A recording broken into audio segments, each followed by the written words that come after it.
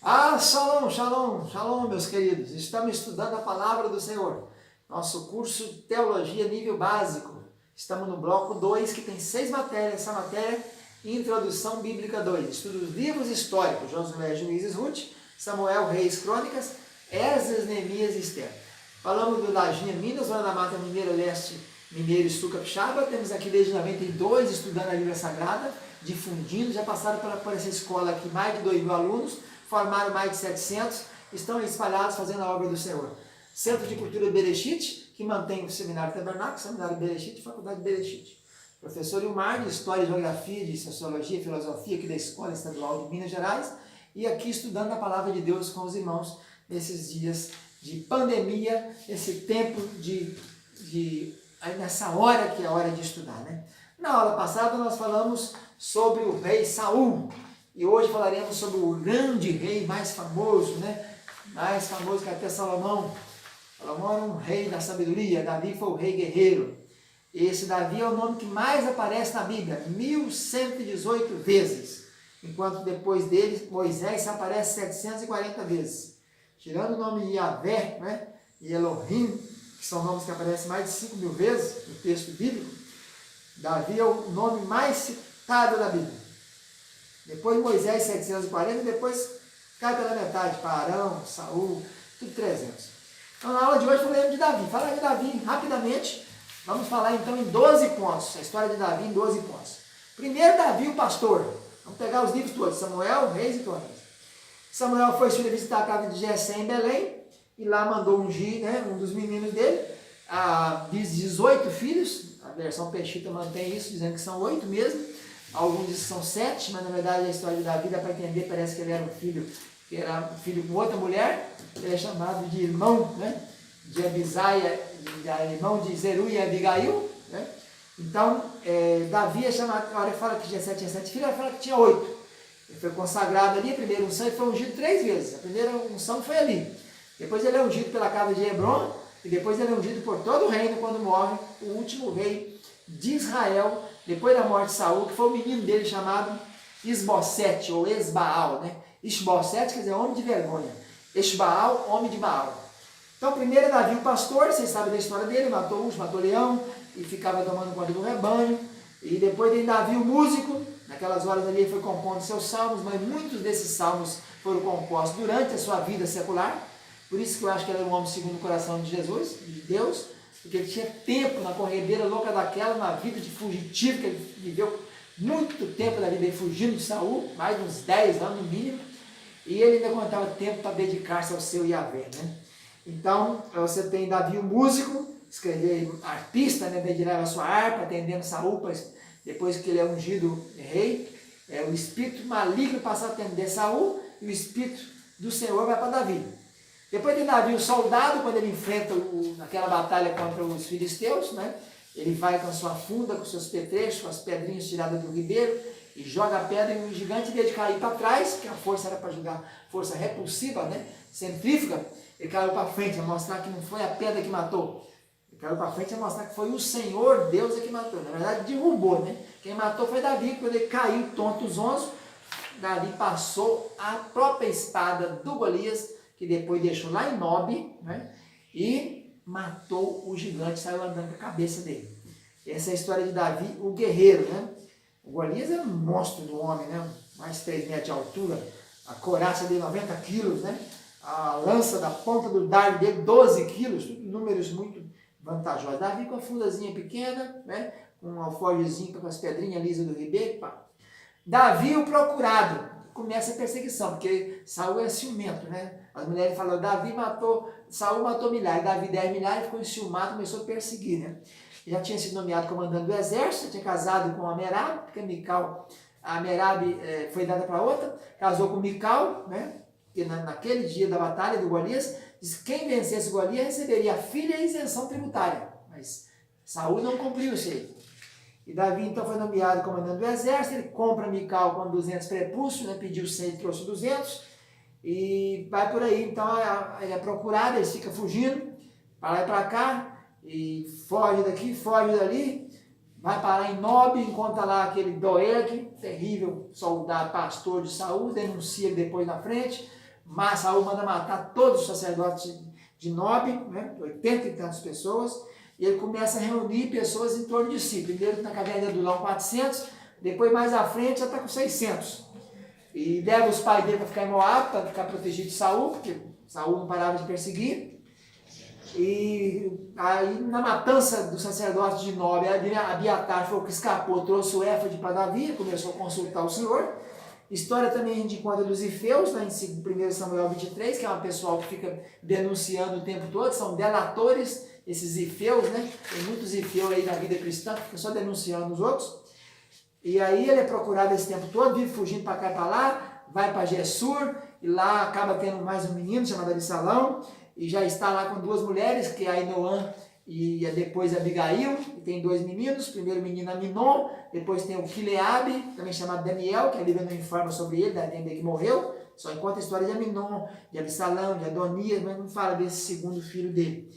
E aí temos Davi, o soberano, depois da matança, da batalha bem sucedida, Saul foi derrotado pelos filisteus, no Monte Gilboa, né? Ele vai para Gate, fica lá com Aquis, depois acontece aquele caso de Ziclag, né? Que eles assaltam a cidade, Ziclag põe fogo, ele vai atrás, consegue ter vitória, e aí nós encontramos Davi, o soberano. Então, morreu depois de 2 anos de briga entre ele e o Isbosete, comandado por Abner. 2 camaradas matam, 2 soldados do Isbosete matam o Isbosete. Joabe já tinha matado Abner, porque ele tinha matado Azael, irmão dele, né? Joabe e Azael são irmãos, primos primeiros de Davi. E aí temos Davi o soberano, pessoal de Hebron, a segunda unção. A primeira unção foi Samuel, na casa dele em Belém. A segunda unção é aqui, os irmãos judeus de Benjamim. Não, que Benjamim é da tribo de Saul, né? O pessoal de Judá, em Hebron ele reina 7 anos e 6 meses. Então ele recebe a segunda unção com os anciãos de Hebron. Está lá em 2 Samuel 5:5. E aí vamos passando à frente, ele tem esses meninos em Hebron, que é Aminon, a Tamar, que é filha irmã de Absalão, que é filha também lá do rei de Gessur, Absalão e Adonias. E aí nós temos essas fases, Davi aí, depois do soberano, nós temos, então, vamos seguir avante aqui. Davi foi ungido rei, tal, vamos ver aqui. Vamos ver, nós paramos Davi, o procurado já foi, o soberano agora é o pecador, né? Comete adultério com Betseba, e depois tem a aflição, quando denuncia ele diante de Deus, ele pede perdão, né? Por ter matado Urias, depois que ele cometeu esse adultério, acabou gerando o assassinato de Urias, né? Tem o estadista, o grande homem, que durante 3 anos vai vigorar, dominar toda aquela região, e descobre então aquela praga dos gibeonitas, que Saul perseguiu muitos gibeonitas, gibeonita era protegido de Jeová, porque Josué tinha feito um acordo com eles, e aí tem que dar 7 filhos de Saul, para que eles fossem mortos, para pagar aquela contenda, mostrando que o Senhor visita a iniquidade dos pais no filho da 3ª e 4ª geração. Aí encontramos o patrono, presidindo um grande culto, levantando os levitas, levantando todas as ordens. Tem o escriba também, quando ele escreve muitos salmos. Os sábios, né, compõem e exortam Salomão, etc. E então, ele compõe os primeiros salmos e tem a terceira unção depois disso, né? Terceira unção, depois de 7 anos e meio, junta todo Israel e faz a unção final, terceira unção de Davi, lá em 2 Samuel 5:1 e 1 Crônica 12. E aí ele conquista Jerusalém, a primeira ação depois que ele unificou o reino é conquistar Jerusalém. E a segunda ação é trazer a arca, né? Primeira vez traz a arca no carro novo, morre Uzá, e a segunda vez traz a arca corretamente. Mical fica vendo e repreende Davi, por isso ficou estéril, não teria mais filhos. Davi começa suas conquistas, conquistando todas as regiões ali. Depois Davi, falamos já sobre o pecador, quando ele se envolve com Betseba, porque tinha que ir para a guerra, não foi. No tempo da guerra ele ficou em casa. Depois tem o aflito, quando ele começa a pagar os pecados, né? Vai morrer 4 filhos dele. Morreu o primeiro, que é filho de Betseba, que é menino pequenininho, fruto do adultério. Depois morre Aminon, morto por Absalão. Depois morre Absalão, morto por Joabe. Depois morre Adonias, morto por Salomão. Então ele pagou direitinho, sem falar que a filha dele, Tamar, foi estuprada pelo próprio irmão. E também aconteceu depois também que ele foi forçado a deixar Jerusalém. Absalão foi tomar o reino, depois que ficou uns tempos fora em Gessur, depois ficou uns tempos em Jerusalém, depois durante 4 anos foi ganhando o povo com a lábia, né? Absalão era um político hábil, e aí então a rebelião fortaleceu, Davi foge, passa o Jordão, lá ele é atendido por Barzilai, por aquele povo da região do Manaim. Davi faz a sua estatística, manda levantar o censo, isso aí vai trazer problema sério para ele. Vai aparecer o profeta mandando ele escolher 3 coisas: 7 anos de fome, ou fugir dos inimigos por 3 meses, ou pestilência de 3 dias, ele escolhe a pestilência de 3 dias. E aí temos Davi, o patrocinador, quando ele começa então, bem de idade, 70 anos, ele começa então a querer construir o templo, Deus não aceita, fala, não, você derrama muito sangue, vai ser o filho então. Aí ele prepara todas as coisas para o filho dele, Salomão, construir o templo. Bloco de pedra, grande quantidade de ferro, madeira de cedro, 3.400 toneladas de barra de ouro, 34 mil toneladas de prata, 24 mil levitas para supervisionar o trabalho, 6 mil levitas de supervisor, 4 mil levitas como guarda do templo, 4 mil levitas para cantar, um coro de 288 cantores. Davi convoca a dedicação especial, então, para o povo ajudar, e todo mundo quer ajudar. E do próprio bolso dele, ele dá 102 toneladas de ouro, mais 238 toneladas de prata.